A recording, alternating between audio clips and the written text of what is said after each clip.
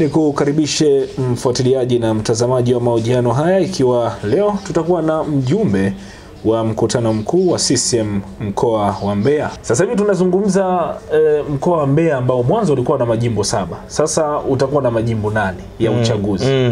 Kwa mujibu wa taarifa ile ya tume ya uchaguzi, yes, ambapo kuna jimbo jipya limeongezeka, jimbo la Uyole. Na aliyekuwa mbunge wa jimbo la Mbeya mjini ambaye ni spika wa bunge la Jamhuri ya Muungano wa Tanzania, ambaye pia ni rais wa mabunge duniani IPU, Dr. Tulia Ackson, yes, amekwisha kutangaza nia yake kwamba yeye ataenda kugombea jimbo la Uyole. Na hivi karibuni pia ilionekana kuna makundi ya wafanyabiashara wakazi huko wa Uyole ilionekana wamesha tangaza vile kumuunga mkono Dr. Tulia kuweza kugombea jimbo la Uyole, na wakawa tayari wameshajitoa kwa ajili ya kuweza kumchukulia fomu ya kugombea ubunge. Na hivi karibuni Dr. Tulia mwenyewe wakati anazungumza na wananchi wa wilaya ya Mbeya mjini, amini wa wilaya ya Mbeya, hususan moja kwa moja wakazi wa mjini hapa kwenye jimbo lake, alizungumza kwamba yeye anaenda kugombea jimbo la Uyole. Wewe kama kijana moja kwa moja na hizo ajenda ambazo unazizungumza, nafasi ya mbunge moja kwa moja kwa hii miaka 5 ambayo inaenda kukamilika hivi karibuni, mwezi wa 6 hapa bunge litakuwa linavunjwa, mwezi wa 10 tunaenda kwenye uchaguzi mkuu kwa mwaka 2025. Ni mambo gani ambayo unaweza ukazungumza ambayo tayari yametekelezeka na mheshimiwa mbunge ameweza kuyatekeleza, lakini pia kitu gani ambacho unaona ni changamoto kwa wakazi wa jimbo la Mbeya mjini au wakazi wa jimbo la Uyole kule ambapo anaenda, matarajio yao ni yapi? Sawa, mimi ningeanza na la kwanza. Tukianza kwenye eneo la afya, na ndipo huko nitatoa kwamba yale aliyoyafanya Dr. Tulia Ackson katika Mbeya mjini. Dr. Tulia Ackson sio mara hii kwenye enzi zake za uongozi, hii ni mara ya pili. Hii ni mara ya pili kwenye uongozi wake, kama sitakuwa na nani, lakini ni mara ya pili. Ndio aliweza kuja na kampeni ya bima za afya. Alitoa bima za afya juzi kati hapo mwaka 2025, ametoa bima ya afya kwa wananchi 9,000 kata 36 mitaa 181. Bima za afya bure. Manake hiyo ni ajenda ya afya. Ni kiongozi ameonyesha interest kwamba wananchi wangu afya ni kipaumbele, hebu niguse kwenye eneo hili. Anaweza siguse yote, lakini wananchi 9,000 ni wananchi wengi sana. Kwa hiyo kwenye eneo la afya, kwenye hilo Dr. Tulia ameonyesha mwanga huo, ameonyesha interest hiyo ya kujaribu kuona kwamba anafanya kitu kwenye eneo la afya. Kwa hiyo eneo la afya Dr. Tulia amefanya. Lakini eneo la pili kwenye elimu, tumeona sana shule nyingi imenyonga. Kuna shule moja iko nadhani huko Igawilo, sio kama eneo la Uyole huko, imetaja kwa jina, inaitwa shule ya Dr. Tulia. Shule nyingi, shule ya msingi zimejengwa. Sio, unaelewa? Na juzi kati kitu ambacho Dr. Tulia ambacho nimekipenda ni modo yake ya leadership. Modo ya leadership, operational model yake ya leadership, operational leadership ya namna ambavyo alikuwa na operate. Kwa mfano kwa juzi alikuja na kitu kinaitwa Huawei DigiTrack. Huawei DigiTrack ambayo ilikuwa inakuja kwa ajili, ni program ambayo imekuja kwenye jimbo la Mbeya mjini kwa ajili ya kutoa elimu ya juu ya tehama kwa wanafunzi na jamii na juu ya masuala ya teknolojia. Tunaelekea sasa hivi dunia ni digital. Kama utatoa elimu kwa wananchi wako juu ya digital world inakwendaje? Mambo ya artificial intelligence. Kama utaanza kutoa hiyo elimu kwenye jimbo lako, hasa kwa watu wako, manake unawaempower watu wako wawe na uelewa kwa masuala ya teknolojia. Kwa hiyo ni swala la elimu ambalo Dr. Tulia Ackson amelifanya. Kwa hiyo hilo umeona kwenye eneo elimu amegusa hapo. Lakini nimesahau pia kwenye afya. Zahanati karibia zimejengwa karibia 9. Zahanati 9 hapa Mbeya mjini. Zahanati 9 karibia na dispensary kama si 5 kwenye maeneo mbalimbali. Hiyo ni eneo la afya ambao Dr. Tulia amefanya kwenye Mbeya mjini. Hapo dispensary unazungumza vituo vya afya, naweza kusema hili vituo vya afya. 5, lakini zahanati 9 unaona amefanya.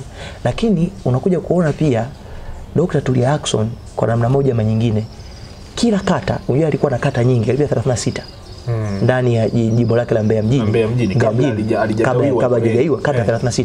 Lakini ukija kuangalia kwa miaka yake 5, kila kata imefili ule mguso wa kimaendeleo wa Dr. Tulia.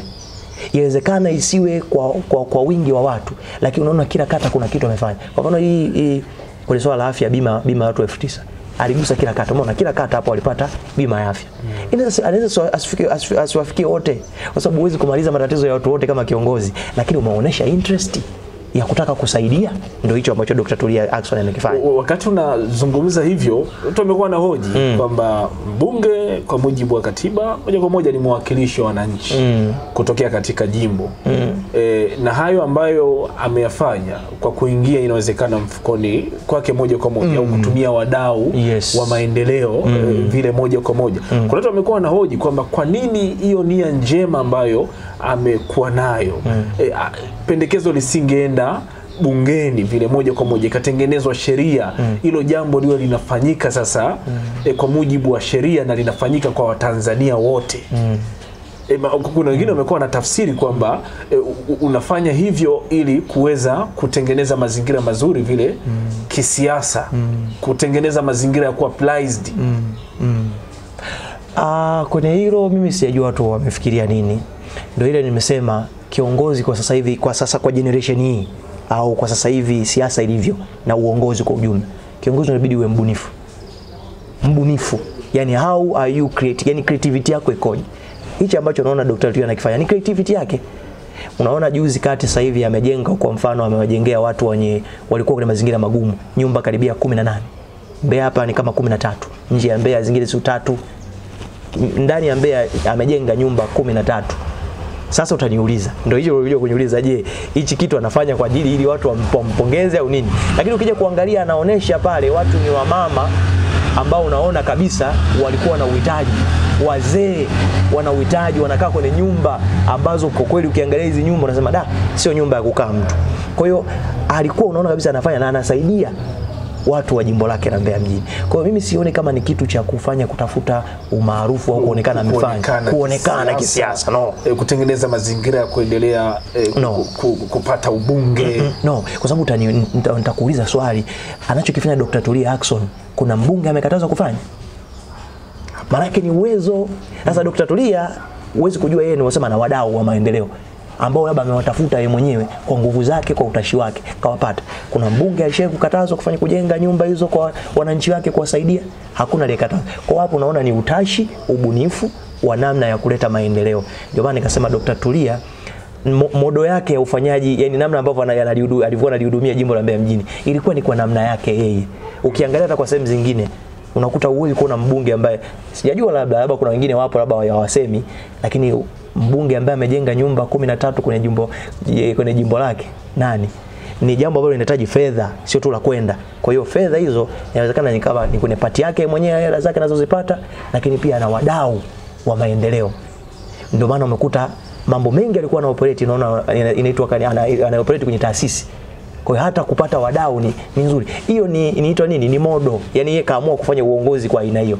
Je, kuna mtu amekataza? Ndio maana baadaye nilipoona Dr. Tulia nikaona pia Mary Priska ameanzisha taasisi yake. Ndio. Why? Maana yake hakuna anayekatazwa. Ile ni taasisi ya mbunge Mary Priska, na hapo naona ni taasisi, lakini yote iko kwa lengo ya kusave wananchi wa jimbo ambalo yeye yupo. Jimbo jipya la Uyole. Ndio.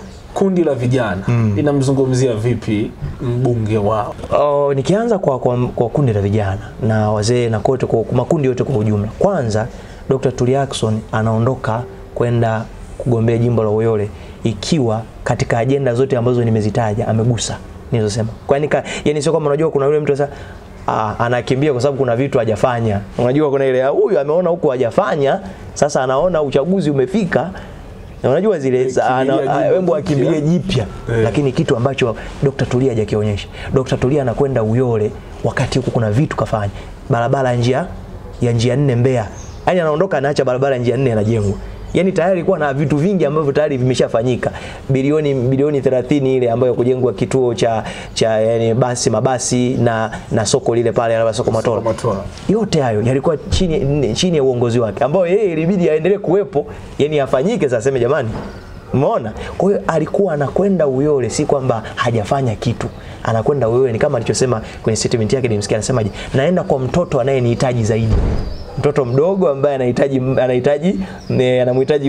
anamhitaji mama aweze sasa kumbeba mgongoni, na yeye ni spika wa Jamhuri ya Muungano wa Tanzania, lakini pia ni spika wa mabunge duniani. Kwa hizo title hizo nazo, kwa jimbo la Uyole. Kumbuka jimbo la Uyole halitakuwa halina halmashauri. Maana yake bora hii hata alivyokuwa hapa Mbeya mjini kuna halmashauri, kuna pesa zingine anaenda kule. Maana yake mbunge ni diwani. Anaingia kule kwa alikuwa inawezekana alivyokuwa diwani kule kama Mbeya mjini alikuwa anapushi mambo. Sasa aenda kule ana halmashauri. Maana yake itahitajika sasa ile nguvu kubwa ya yeye kama mbunge kujaribu kutatua changamoto. Kwa hiyo jimbo la Uyole unaweza kadhani kwamba ni rahisi kwa sababu hamna halmashauri kule. Na halmashauri haiwezi kuja haraka hivi. Ni taratibu. Kwa hiyo mzigo mkubwa wa jimbo la Uyole utakuwa ni juu ya Dr. Tulia Ackson. Na amejipima na hizo muscles yanazo kama aliwahi na kama kwa namna ambavyo ana operate kwa hii Tulia Trust, naamini still bado kwa Dr. Tulia kwenda Uyole ilikuwa ni perfect choice. Kwa maana aende kule kuliinua tayari nini lile jimbo, na uwezo huo wa kuliinua lile jimbo anao. Kwa hiyo vijana, wazee, kwa research yangu, takwimu yangu, ni watu wameona kwamba ilikuwa nisema ni the best choice, yani maamuzi mazuri ya kwenda kule.